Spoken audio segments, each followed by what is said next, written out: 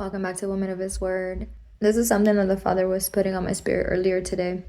So, way back when, last year, sometime around maybe September, I think, the Father was impressing on my spirit about how He is calling a lot of His people to rebuild, all right? To rebuild the walls, okay?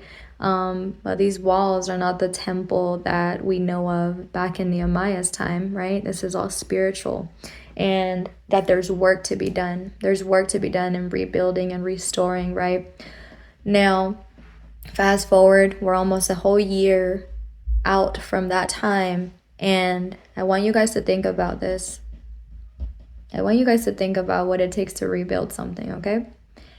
First and foremost, ask yourself truly if this was something, if you're somebody that this message was confirmed for back in that time, or if the Father has been putting it on your spirit again about rebuilding and restoring His kingdom, about rebuilding or restoring the church, the body of Messiah. What that looks like for you specifically, because we're all called to different positions and different things, right? The rebuilding or restoring in the family structures, just all of these things that you were called to rebuild and restore. I want you to think about where you think you are in that process. We're talking about a year out now. I want you to think about where you think you are in that process. And then what I want you to think about is what the Father put on my spirit to think about earlier today, as I was receiving opposition from the enemy. And I'm coming into the works of more things that the Father has for me to work on and do. The Father, I was talking to Him, and He reminded me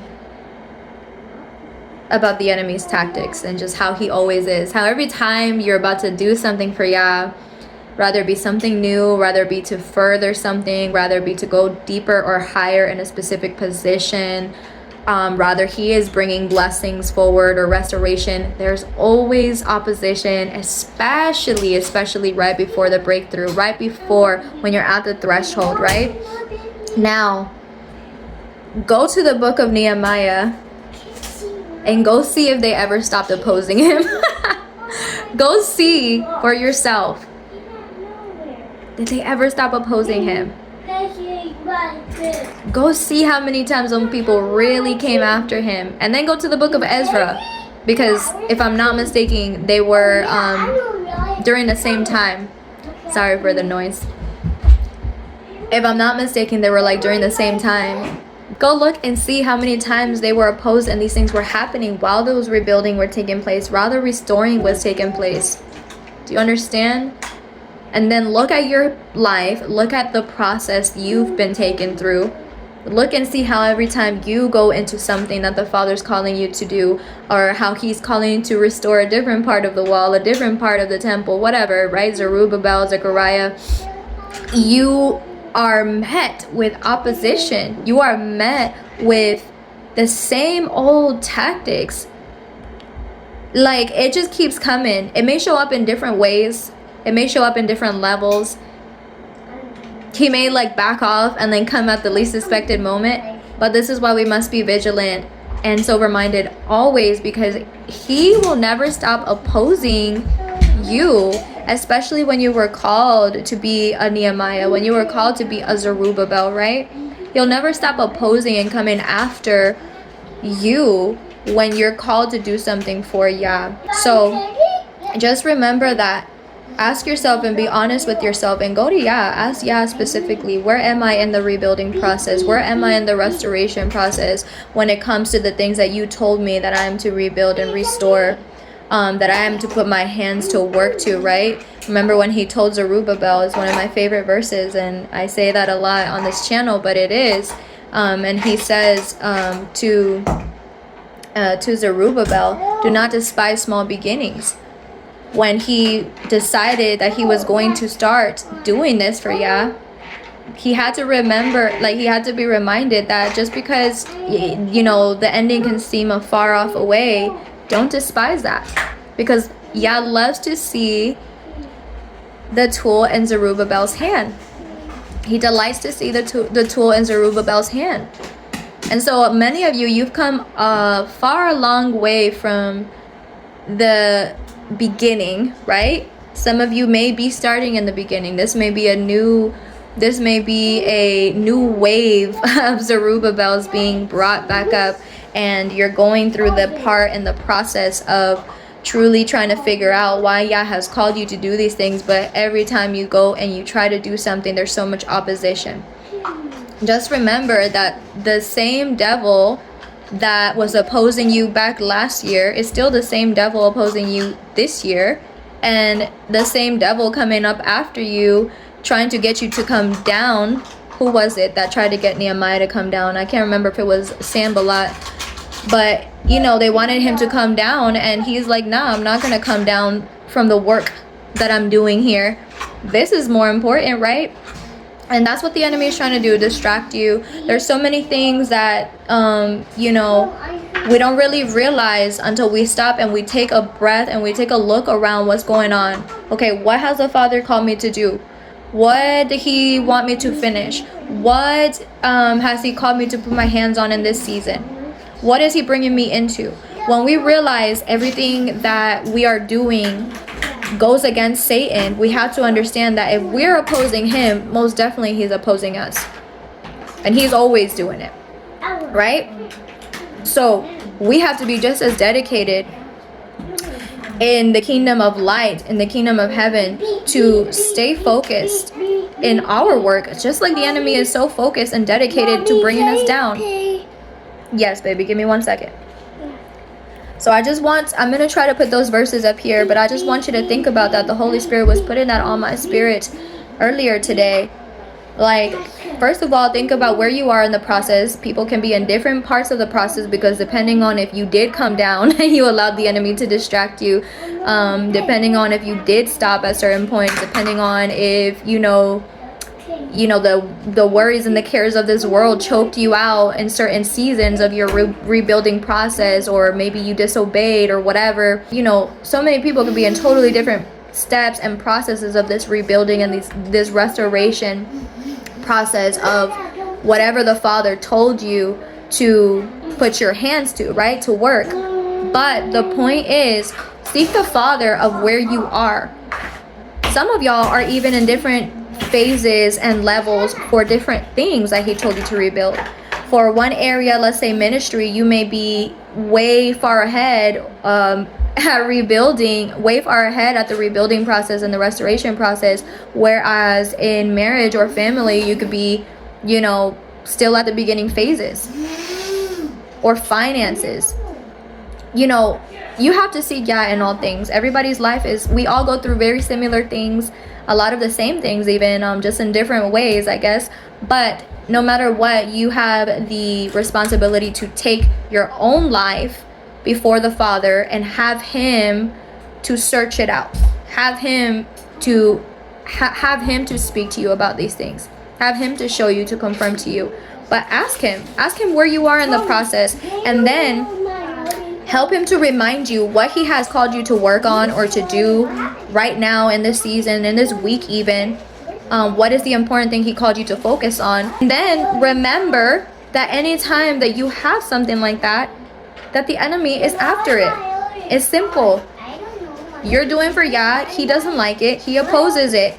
He's going to try whatever he can. Attacks, distractions, manipulation, fear tactics, intimidation.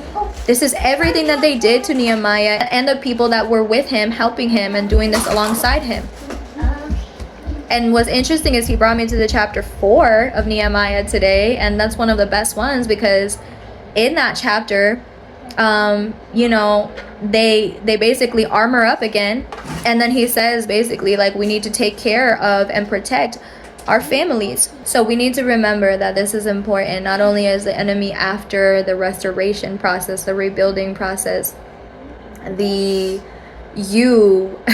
ministry, your marriage, your children, he's after it all. He's after it all by any means necessary. He doesn't want you to breathe or have room to breathe, much less succeed. So just understand that you have an enemy that is against you always, but you have the power and the authority through Yeshua HaMashiach to completely silence him, to cancel the noise out, to remain steadfast, to stay focused, and to think about those things that are good and holy and lovely and pure. You have to do that. You have to do it. You have to fight. The same way that they armored up and they stood firm, you have to armor up. And you can't let your guard down. Where in the Bible does it say that we should let our guard down? Just because the Father promises protection and that he would fight for us and that he does fight for us does not mean that we are not supposed to do our part. I read something to my children the other day. It was a devotional that I was reading to them. And in that devotional, the person that wrote it said, however much you think you're supposed to pray, multiply that. Do you understand? And it's so simple. In the Bible, we're told to pray in all things, to never stop praying. Do we actually practice that? When we're done praying in the morning, do we remain prayerful throughout the day? When we're done seeking him at our prayer hours, do we remain prayerful at the times in between? And I'm talking about, it doesn't have to be always vocally, but in your head, in your heart, in your spirit. Are you remaining prayerful? Do you actually take the time to spend with Yah? Do you actually take the time to seek him in the early morning hours so that he may be found, like it says in Psalms? I hope that this encourages somebody today. What you're experiencing is simply the same opposition that you were experiencing the last time and the last time and the last time. It is opposition, no matter what level it's on. And just remember how many times they kept coming back and coming back and coming back to test Nehemiah's patience. They would not leave them alone. They were wicked. They were evil. They didn't like what was going on. They didn't like what was happening. They didn't like what Yah was doing for the Israelites in that time. They didn't like the favor that was upon Nehemiah. They lied. They plotted. They schemed. That's it. It's the same devil. He's always been the same. He's always been the same. He's always got the same things up his sleeve. They may look different from time to time, but they're all founded and rooted in the same spirit, from the same being, the father of lies, the prince and ruler of the air, the principality of darkness. One thing is foolish to think that Satan has no power. That's one thing that's foolish. In one chapter in the Bible, it's one of the epistles of John. If I'm not mistaken, it said that, and we know that the world is under the influence of the kingdom of darkness. Basically, they're blinded or under the power of the kingdom of darkness. What I'm trying to say is it's foolish to think that Satan just has no power when we're told in the Bible that he does have power. Remember, you become weakened when you let Satan in. It's like handing him over a key and telling him, you have no access to my house. Why hand him over the key then? It's like a bad ex that you don't want coming back, but somehow you give them access. You understand what I'm saying? You can't simply think that the enemy has absolutely no power, all right? He does have power, but your faith and obedience and your diligence in following Yeshua Messiah makes your authority so much higher than his. He has given you the authority to trample on scorpions and serpents, okay? But that doesn't just come by speaking. That comes by doing. That comes by staying faithful and loyal to the Father. The more faithful and loyal and obedient that you are, the more you realize of the level of protection that covers you. I hope that makes sense, because what happens is when we open up ourselves to sin, to disobedience, to rebellion, the enemy has more power over us. The enemy is able to come in and out as he pleases into our temple, our house, right? Spiritually. But When we close that up, when we seal those gaps, when we cover those gaps, those crevices, those cracks, right, with the blood of Yeshua, and we cover ourselves in righteousness, in love, real love, biblical love, right? When we cover ourselves in all the things that we need to be covered in, you know, for instance, the full armor of Yah is not just a cool thing to speak over ourselves. We got to really think what we're putting on. The breastplate of righteousness means like you're supposed to be walking in righteousness for that breastplate to have effect. The shoes of the gospel of peace, the helmet of salvation, the shield of faith, the sword of the word, the belt of truth. Remember that in order for this armor to work, you have to walk those things out. And the more that you walk in faith and obedience to the Father, the more that his protection covers you. Is covering you so much more because you're not allowing any room for the enemy to land any of his darts and his arrows. You can see and you can feel that there's something happening, but they're not directly affecting you.